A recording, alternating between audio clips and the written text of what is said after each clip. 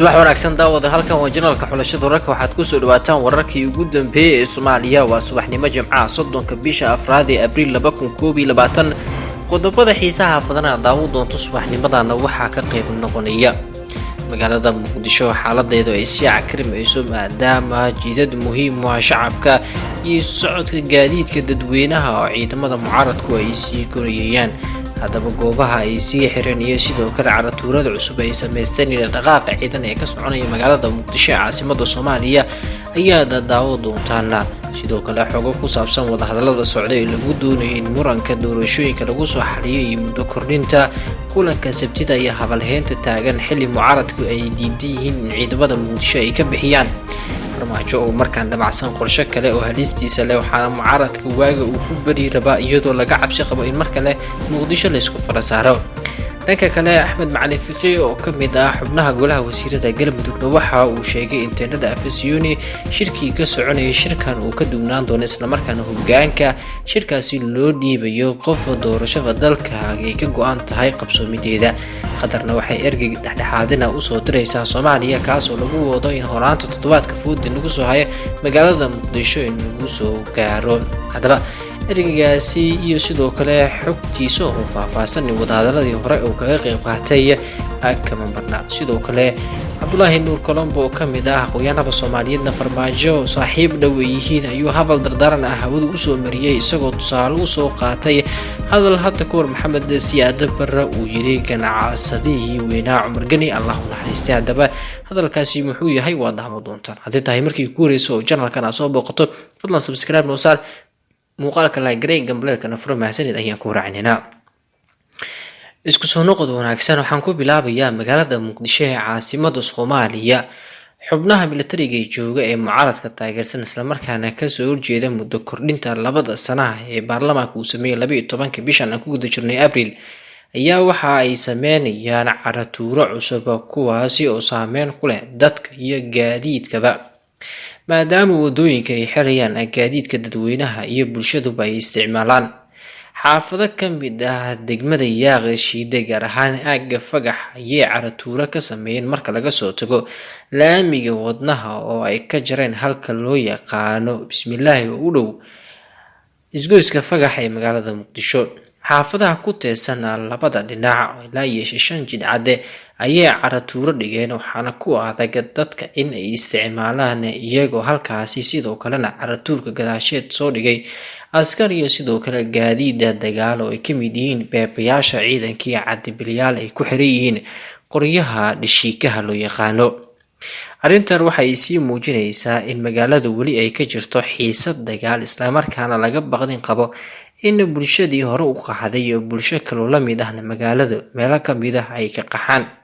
dadka ayaa dhagta ay u taagan tahay waxaana farta ay ku hayaan wadnaha iyagoo ka cabsi qaba in haddii ciidamada dawladdu dhaqdhaqaaq ay sameeyaan kuwaanin dhaqdhaqaaq ay sameeyaan isku dhac halkaasi uu ka yimaado isla markaana si toos ah la isku fara saaro sidaasina nabadii sidoo kale waanta xilligan socotana ay meesha ka baxdo wada hadaladii lagu doonayay in lagu amaqaado arrintan xalkeeda ayaa hakad galay maadaama isfahanka uu noqday in kaliya sugidda amniga la wada shaqeeyo isla markaana musharaxiintu ay diideen in ciidamada ay ka saaraan aaga ay joogaan gaar ahaan isgoyska Fagax ilaa iyo xaafadaha ku teedsan Mirnaayo ciidamada mucaaradku ay deedsan yihiin halka dhanka kale wadada Maka al-Mukarrama iyo meelo kamid ah degmooyinka Hodan iyo Holwadaagna ay joogaan oo wadada Maka al-Mukarrama ay noqotay in madaxda dawladdu ay ka caaganaadaan isticmaalkeeda maadaama ciidamo gadowsan ay joogaan Ra'iisul Wasaare Roble ayaa dhabarka u xirtay waxaana uu wadaa qorshe uu ku doonayo in ciidamada looga saaro magaalada Muqdisho balse mucaaradka ayaa rumaysan ciidamada haddii ay saaraan farmaajo wax walba ay suurtagal ka yihiin markaan eegno doorkii midowga Afrika ayaa laga soo hormaraya oo Qatar ayaa ergey gaar ah u soo diraysa Soomaaliya dawladda Qatar ergeygan ay soo dirayso waxa lagu wadaa in miiska wada hadalka isugu keeno madaxweynaha iyo saamilada siyaasadda xogaha soo baxay waxay sheegayaan in ergeygan cusub lagu magacaabo Dr. Muqtal bin Majid al-Qahtani ninkii hogaaminayay wada hadaladii uu Mareykanku la galay ururka hubeysan ee Taliban ergeyga cusub ee lasoo magacaabayo bilowga toddobaadka cusub ayaa waxa uu kulmo kala duwan la qaadan doona dhammaan qeybaha kala duwan ee isku haya siyaasadda Soomaaliya iyo wakiilada beesha caalamka. Qatar oo inta badan lagu eedeeyay inay xiriir hoose la leedahay madaxweynaha Soomaaliya gaar ahaan ninka sida aadka isugu xiran yihiin ee taliyahan nisa ah, waxaa lagu wadaa in doorkeeda dhexdhexaadinta ay muujiso gaar ahaan xiisada dalka. dadka falanqeeya siyaasadda waxay rumaysan yihiin in Qatar ay qaaday tallaabo u muujinaysa hoggaanka Soomaaliya sumcad weyn maadaama maalmihii lasoo dhaafay farmaajo xukunka Soomaaliya si aad dhaliilo uu kala kulmayay. toddobaadkii hore ayay ahayd markii wasaaradda arrimaha dibadda Qatar qoraal ay ku beenisay eedeymo la xiriira in lacago boorso lagu qaado soo mariso taliyaha nisa Fahad Yaasiin Xaaji Daahir, balse markaan door firfircoon ayay qaadanaysaa oo xubnaha ku kala aragtida duwan doorashada Soomaaliya ayay isu soo dhaweynaysaa. dowladda Qatar oo la rumaysan yahay in ay maalgeliso farmaajo tan iyo 2017 ayaa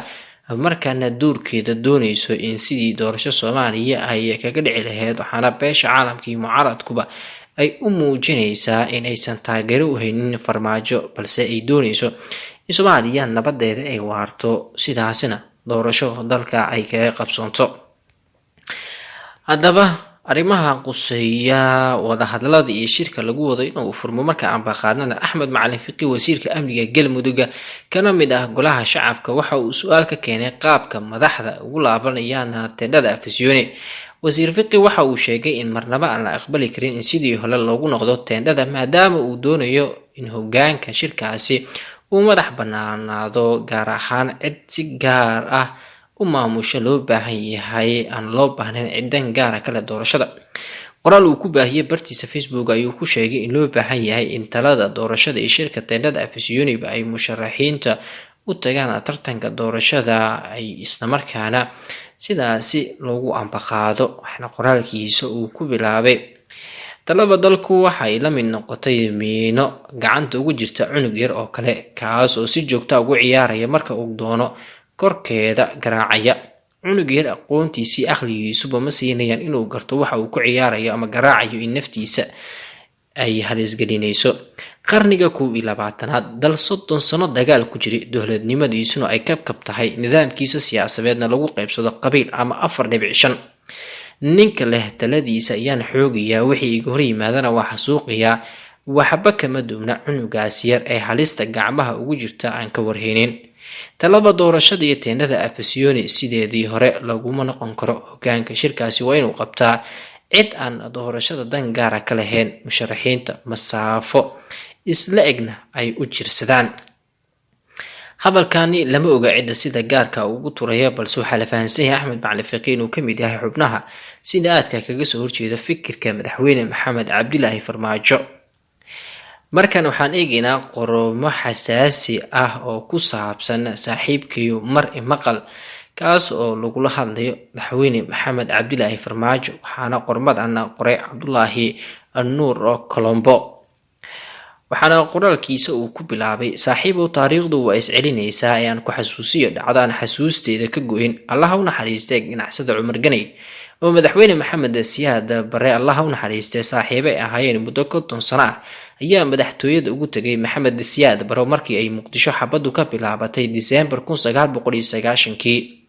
waxa uu ku yiri Maxamed Siyaad Barre, waxaan saaxiibanahay 50 sano, intaad madaxweynaha ahaydna weligay xil, hanti iyo dan gaar ah kuguma imaan. maanta waxaa gurigayga iga keenay laxjeclada adiga iyo dalkaba iga kiin haysa, ee fadlan dalkan iyo dadkan badbaadi oo banay kursiga dabka ku shidan yahay oo damacaaga ha u burburin dalkan. Maxamed Siyaad Barre dhag jalaq ma uusan siinin codsigii iyo taladii Cumar Ganay allah u naxariistay. waxaase hubaa in uu ka qoomameeyay in uu ka dhaga adeego talaba saaxiibkiisa markii bil kadib madaxtooyada looga saaray xoog, isla markaana uu noqday qaxooti ku geeriyooday dalka Nigeria. saaxiibkayga qaaliga ah Maxamedow, waxaa tahay walaal iyo saaxiibo aan jeclahay oo marxalado kala duwan isa soo maray. waxa uu la jeedaa madaxweyne Maxamed Cabdilaahi Farmaajo. waxaa marag iiga tahay in aan si niyad iyo nafhurnimo leh kula soo shaqeeyay in aad kursiga ku guuleysato oo dalka madaxweyne ka noqoto, waayo waxaan kuu arkayay inaad Soomaaliya samata bixin karto oo aad danta dalka iyo dadkaba ka shaqeyn doonto. Saaxiibo, way dhibaysaa in dhiigga dadkaygu si fudud u daato oo dalkaygu hooyo dagaalo sokeeye u galo damaca saaxiibkii Farmaajo. Waxaan ku kalsoonahay dal jaceylka iyo sidoo kale niyad wanaaggaada, waxaase ii muuqda in dalku khatar kusii socdo oo aan qarka u saaranahay burbur iyo dagaalo sokeeye. Dad badan oo aan ka mid ahay oo ka walwalsan mustaqbalka dalka ayaa sugaya khudbadda Sabtida ka horjeedin doonta golaha shacabka, waxaana laga yaabaa in ay noqoto fursadii ugu dambeysay ee aad shacabka kula hadlayso iyadoo hadalkaagu xiisu leeyahay. Waxaan kaa rajeynayaa in aad qaadato go'aan xilkasnimo ku dheehan tahay oo aad ka dhigato khudbad sagootin ah iyo rajo soo celin ah oo aad dib ugu soo nooleyso qalbiyada quusaya, ayna noqoto khudbad dhegaha shacabka ku harta oo lagugu soo xasuusto Muqdishona dib ugu soo celiso hooyooyinkii qaxay. Khudbadii ugu dambeysay waxaan ka arkayay dhaqan aan kugu aqooni oo ah inaad dadka kala eedeyso si aad u sheegto inaad saxan tahay, kuguma qabsana in aad dadka la eedeyso iyo in aad qaladka qirato,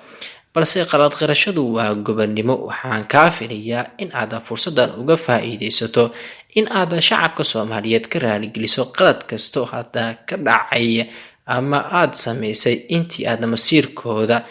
ka talinaysay. Cadowga ugu halista badan ee maanta kaga cabsanayo waa dadka kugu hareereysan ee warkaaga war kale ka soo celin. Saaxiibo, ka digtoonow kuwa ku nacamleynaya ee isku daya in aragtida kugu biiriyaan ee aan kugu dhiirigelin karin in ay ku qabtaan marka aad qaldan tahay. Kuwaasi markaad kursiga ka tagto oo ay waxa laga yaabaa inay kugu been abuuran doonaan, ayuu yiri. Waxayna dhihi doonaan anigu arintaasi waan kala taliyay balse way iga diiday. Qormadan waxaa qoray Cabdullaahi Nuur Colombo, waxaana uu soo qaatay sabir uu kula jiro madaxweyne Maxamed Cabdilaahi Farmaajo. Waxaana uu sheegay in saaxiibo ay yihiin, balse waxa uu jeediyay talo isla markaana ah mid ugu macquulsan. Farmaajo ayaana la sugayaa khudbadda uu jeediyo maalinimada Sabtida ah, maadaama kulanka golaha shacabka uu madaxweynaha u hortagayo.